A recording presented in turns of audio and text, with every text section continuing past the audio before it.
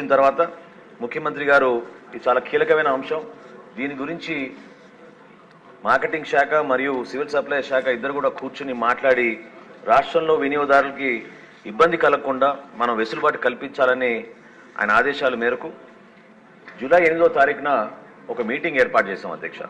ఈ సమావేశంలో wholesale dealers, big retailers అధ్యక్ష, అంటే మన డిమార్ట్, రిలయన్స్ వంటి పెద్ద సంస్థలను కూడా ఆహ్వానించి వివిధ జిల్లాల నుంచి రైస్ మిల్లర్స్ అసోసియేషన్, అదేవిధంగా ఏపీ ఛాంబర్ ఆఫ్ కామర్స్ నుంచి అక్కడున్న గౌరవ సభ్యులందరినీ కూడా ఆహ్వానించి రాష్ట్ర వ్యాప్తంగా మన ప్రభుత్వం వచ్చిన తర్వాత కొన్ని చర్యలు తీసుకోవాల్సిన అవసరం ఖచ్చితంగా ఉంది.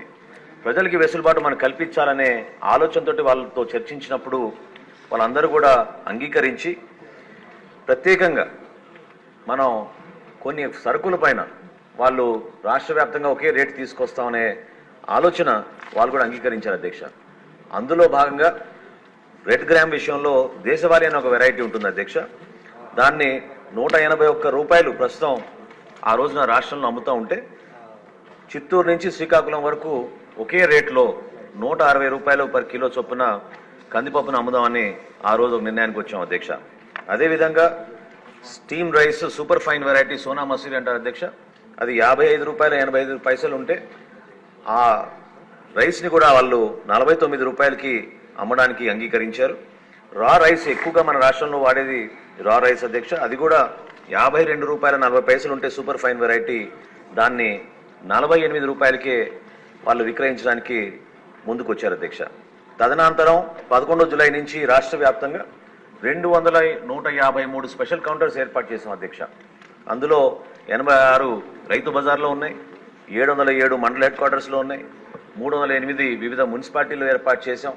అదేవిధంగా హోల్సేలర్స్ వాళ్ళ షాపుల ముందు కూడా వాళ్ళు ముందుకు వచ్చి 718 ప్రత్యేక దుకాణాలు ఏర్పాటు చేసి రాష్ట్ర వ్యాప్తంగా ఒక మంచి నిర్ణయం తీసుకుని ప్రజలకి అందుబాటులో ఉండడానికి మా వంతు మేము ప్రయత్నం చేస్తున్నాం అధ్యక్ష.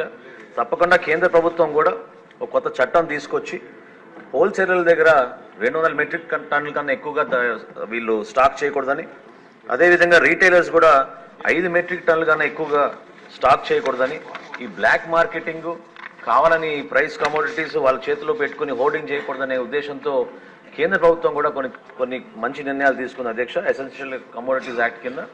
కాబట్టి తప్పకుండా మేము మాటిస్తున్నాం అధ్యక్ష, రాష్ట్ర వ్యాప్తంగా గతంలో ఎప్పుడు లేని విధంగా ఒక మంచి వాతావరణంలో రీటైలర్స్ తోటి హోల్సేలర్స్ అందరితో కూర్చుని రాష్ట్ర ప్రభుత్వం నుంచి మేము అందించాల్సిన సహాయం వారికి తప్పకుండా అందించి వినియోగదారుడికి ఉపయోగపడే విధంగా ఈ రేట్లు కూడా ఖచ్చితంగా అందుబాటులో ఉండేటట్టు మన ప్రభుత్వం చర్యలు తీసుకుంటుంది అధ్యక్ష.